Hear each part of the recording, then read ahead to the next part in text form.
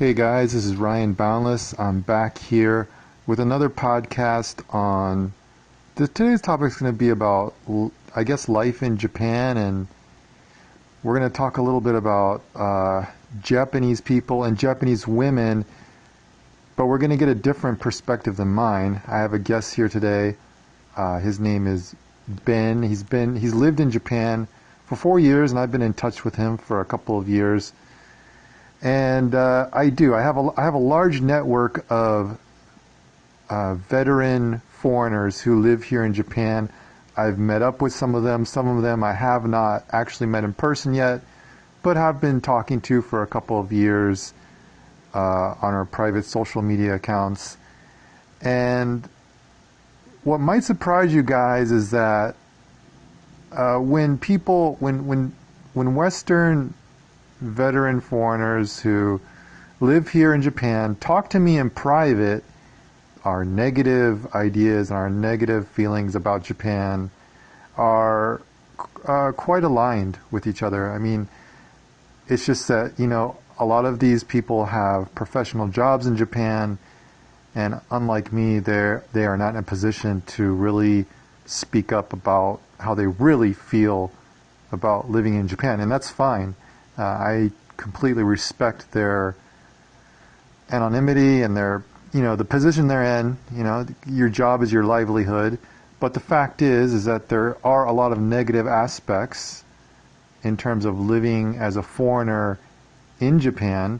Unlike a lot of other channels you might watch on YouTube or a lot of other podcasts you might hear where everything you hear about Japan is great, I want to present the other side to you. There are a lot of great things about living in Japan, no doubt about that.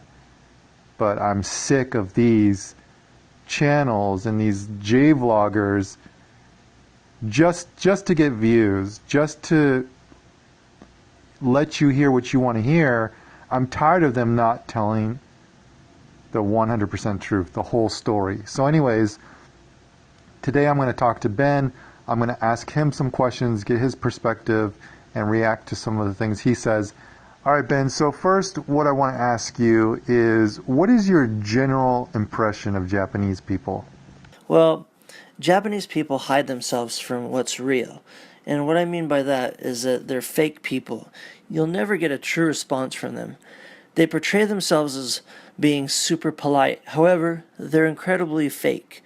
For example, you could ask them something as simple as if they're enjoying the food at the izakaya outing with your coworkers, and every last one of them will say that everything's perfect and they like everything.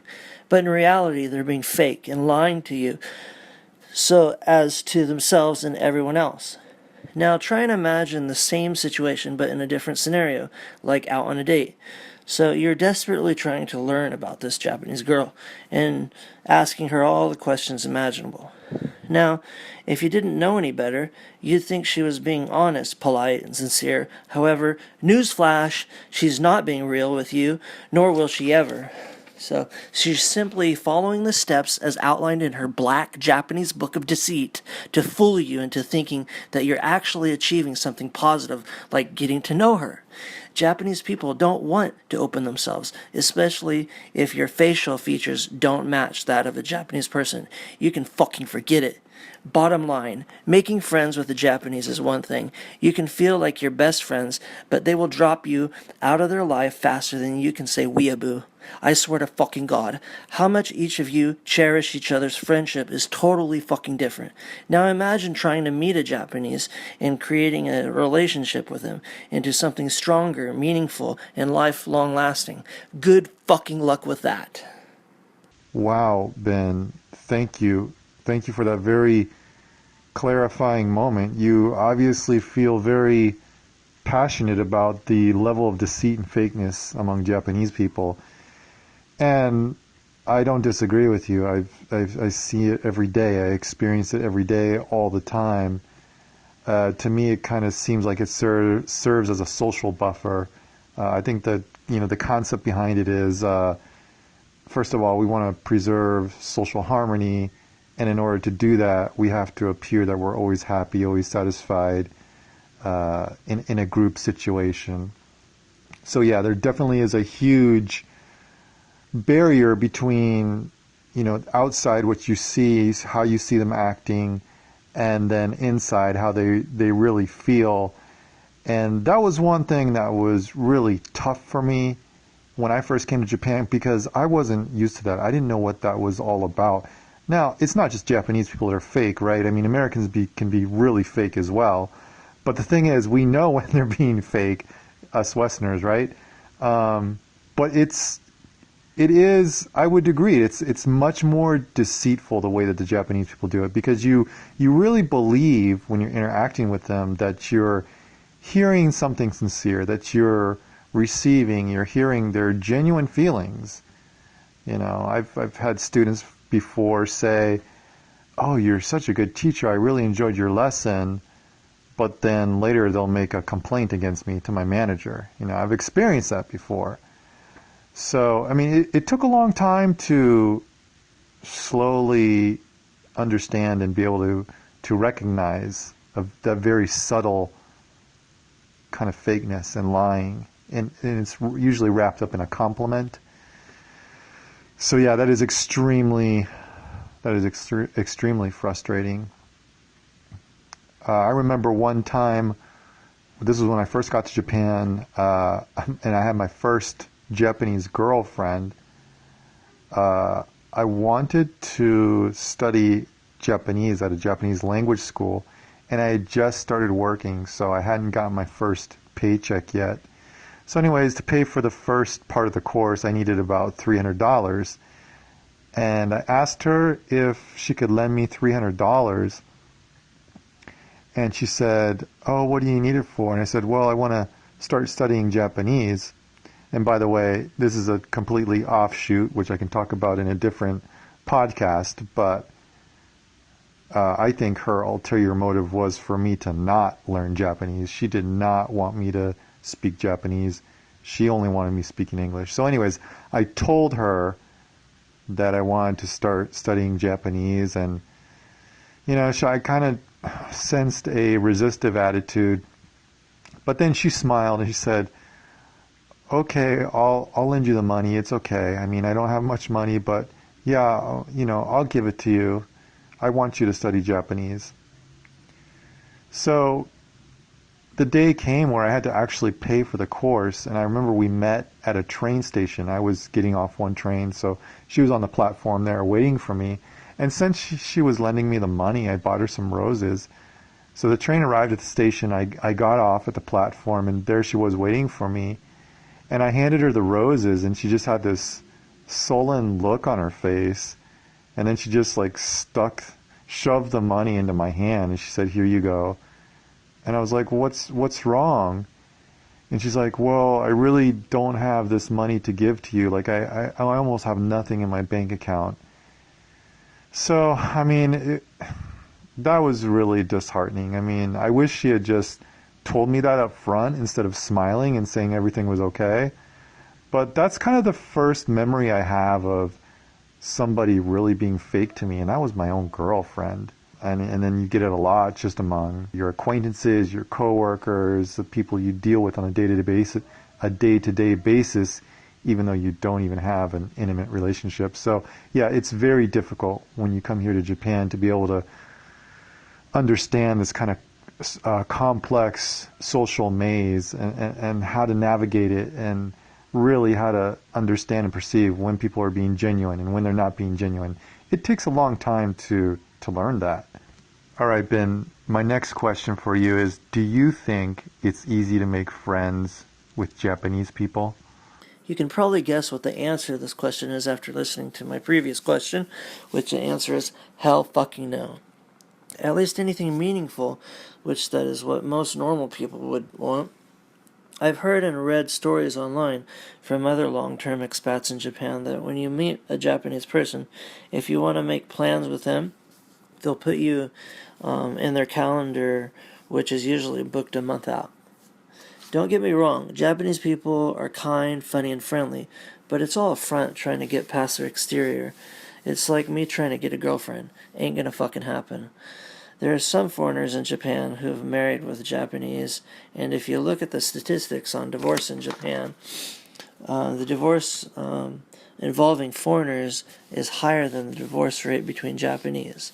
The other foreigners married to Japanese with successful marriages is very few, and if you research, you'll find some interesting facts about their wife, like they've more than likely been exposed to foreign cultures and or lived abroad for a considerable amount of time.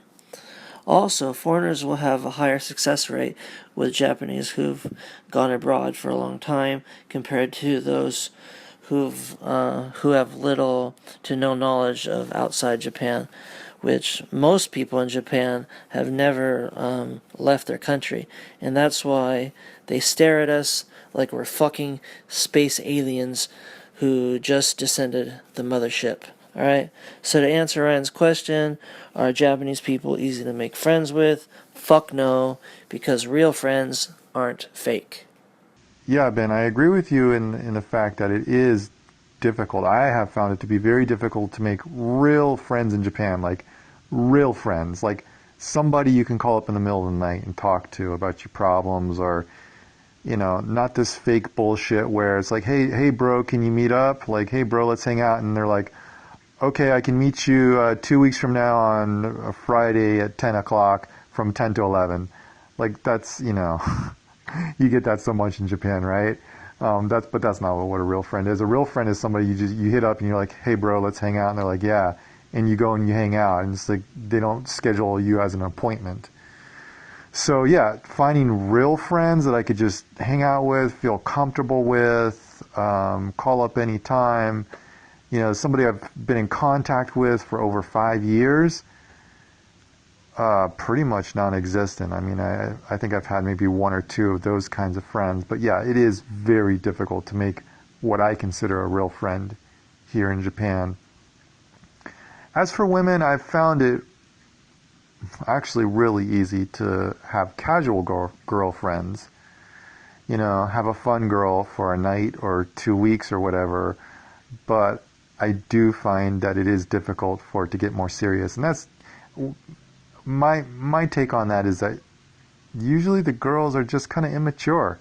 And it's hard to get any kind of depth out of them.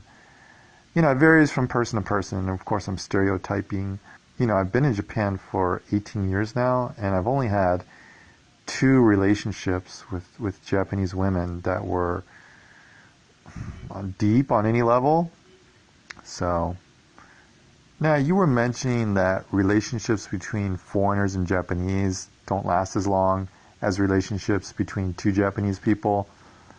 That may be a true statistic. And you said that you implied that the relationship is more likely to be successful if the Japanese woman, has been exposed to Western culture or has lived overseas.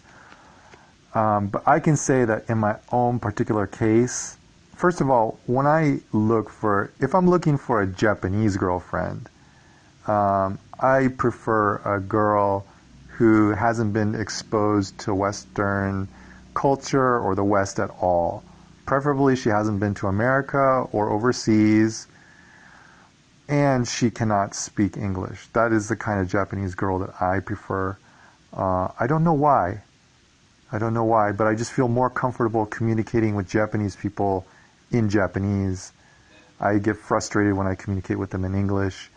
And I like the novelty of having a quote-unquote pure Japanese girl. There's a lot to work with and to understand, but you learn so much. You learn so much when you have a relationship with somebody on their terms in their culture. It really helps you grow as a person, and it takes a long time to get there. I mean, you know, Japanese is not an easy language to learn. It takes so long, so many years to get to a level where you can sit down with your partner and talk about your feelings and your history and your needs and your wants and issues and trust. And it takes a long time to learn how to say all those things in Japanese. So that's a really long road. And, you know, a lot of guys who are interested in Japanese girls or interested in coming to Japan, they may not have the patience for that. You know, not a lot of foreigners that come here are going to be here for 18 years, 20 years. But this is just my own particular case. I prefer, in fact, when I meet Japanese women who have lived abroad or who speak somewhat fluent English, it's just something in my mind is like, okay, I'm not interested in that. But there is good news for you guys out there who you don't want to take the time to learn the language and go through all the, cultural bullshit. There are plenty of Japanese girls out there that they want a boyfriend who only speaks English. The way I perceive those relationships, though, is that ultimately she's going to have control over the relationship. And you can find girls like that out there. I've met plenty of couples here in Japan where the girl is Japanese, the guy is a foreigner. He's been in Japan for 10, 15, 20 years, and he can only say basic greetings in Japanese, and he has his wife or his girlfriend do everything for him there in Japan. And the way that I've perceived those relationships is she's kind of like she's kind of the boss, the leader of the relationship.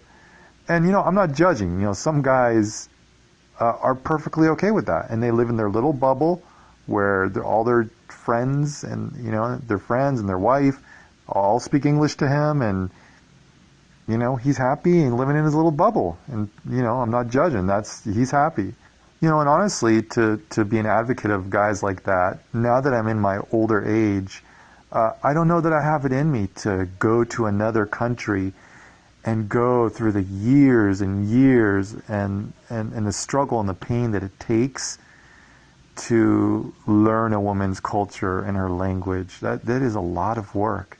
I don't know if I have it in me to do that again. So I may even one day go to another country, somewhere in Latin America, maybe China. I don't know where I would go, but,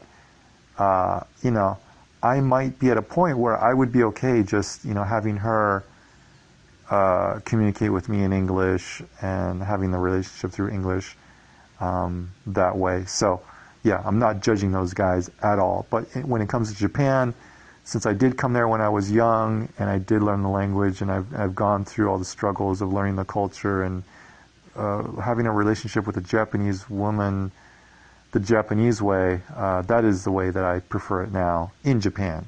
All right, man. My last question here I think is going to be super interesting and people are going to want to hear this. I'm also going to answer the question myself after you talk about your experiences, but here it goes, man. What is the best experience you've had trying to get to know a Japanese girl? Now that could be you picking up a girl at the mall. It could be you meeting a girl for the first time on a potential date. It's an open-ended question. And what was your best experience and what was your worst experience? All right, man, I'm looking forward to hearing what you have to say about that. No, there was a time when we never let go.